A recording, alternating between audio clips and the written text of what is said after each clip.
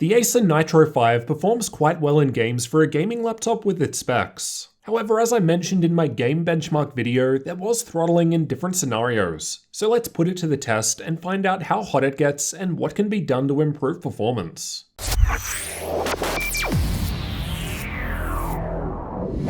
I've got the highest spec version of the Nitro 5, so there's an Intel i7-9750H CPU, Nvidia GTX 1660 Ti graphics, and 16GB of memory running in dual channel. The Nitro 5 is also available with different specs, so expect different results with different configurations, and you can find examples and updated prices linked in the description. On the bottom of the laptop, we've got some air vents towards the back for air intake, then air is exhausted out of the back. While it looks like there are vents on both sides, air is only exhausted on one side, and on the back right hand side. There are a couple of heat pipes shared between the processor and graphics, and we can see why air is only exhausted from one corner. The NitroSense software allows us to control fan speed. There's granular control of each separate fan. However, I've only tested either with the auto or max setting. Unlike the Acer Helios 300 or Acer Triton 500, no CPU undervolting is done out of the box with the latest BIOS and version of NitroSense in use. Thermal testing was completed in an ambient room temperature of 21 degrees Celsius, so expect different results in different environments.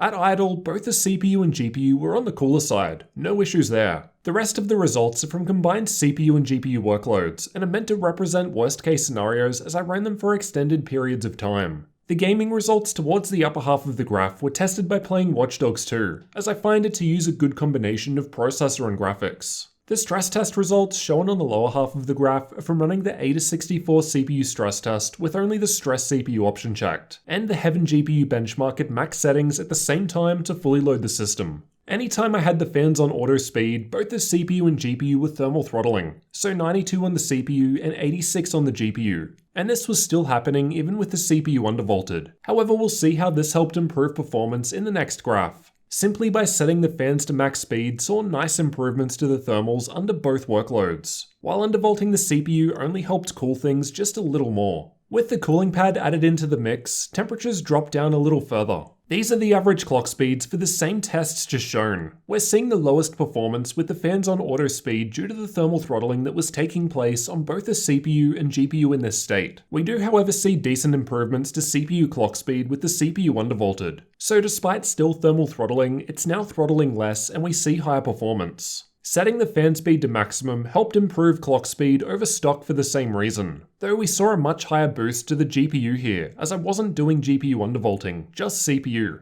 When combining higher fan speeds with undervolting, we're seeing much better results, though not quite the full 4 GHz all-core turbo boost speed of the 9750H in any of these workloads, but pretty close. These are the average TDP values reported by Hardware Info during these same tests. We can see the GPU in the green bars failing to hit its 80-watt power limit when the fans are on the default auto speed due to the thermal throttling. Likewise, the CPU TDP is down for the same reason until things cool down. Otherwise, once we're no longer thermal throttling, power limit throttling becomes the next limitation. The CPU was maxing out at the 45-watt PL1 limit, and I was not able to boost this further with Intel XTU. These are the average clock speeds while under a CPU-only workload, so with no GPU load. In both cases, we're hitting the 45-watt power limit, so even with the best undervolt I could achieve, it still wasn't possible to hit the full 4 GHz all-core turbo boost speed. Most other machines are able to hit this in this test. We can see why when we look at the power limit. In both tests, we're averaging the same TDP, and again, I couldn't raise this with Intel XTU.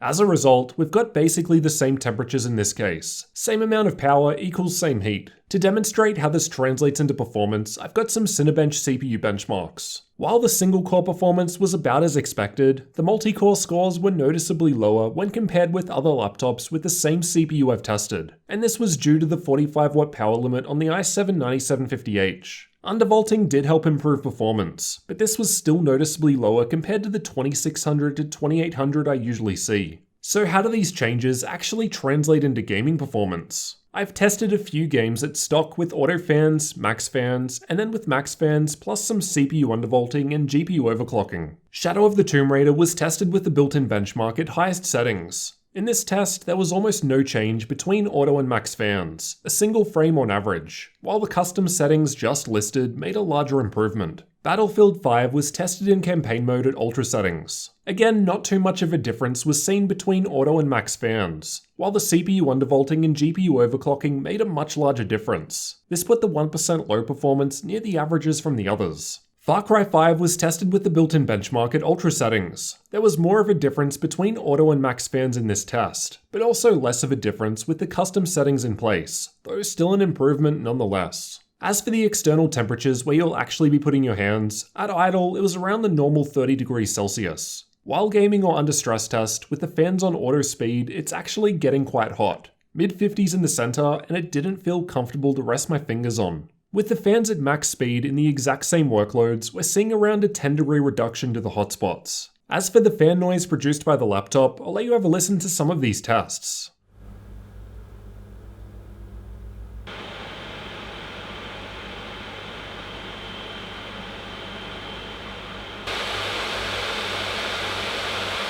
At idle, there was some fan noise, however it alternated between this and being completely silent. While gaming or under stress test with the fans on auto speed, it's about the same, and noticeably quieter compared to most gaming laptops while under the same load. With the fan at max speed, it gets a bit louder in comparison. However, I think this is a good thing, as we do have the option of customizing fan speed, so you should be able to find a sweet spot that works for you.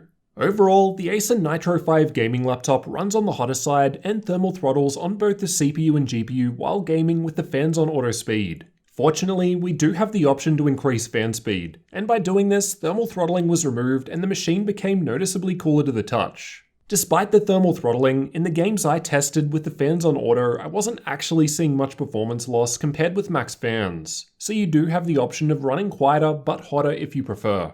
Unfortunately, it was not possible to raise the power limit of the CPU above 45 watts to boost performance. Though to be fair, that would also raise thermals higher, and that is technically the Intel spec. I didn't find the Acer Nitro Sense software or latest BIOS to perform GPU overclocking or CPU undervolting. Given the performance and temperatures we've seen here, I think it would be good for them to undervolt the CPU like they do with the Helios 300 and Triton 500 models out of the box. That way we wouldn't need to run the fans quite as loud to compensate. Hopefully this happens in a future update. Until then, you can of course change this yourself to improve the performance.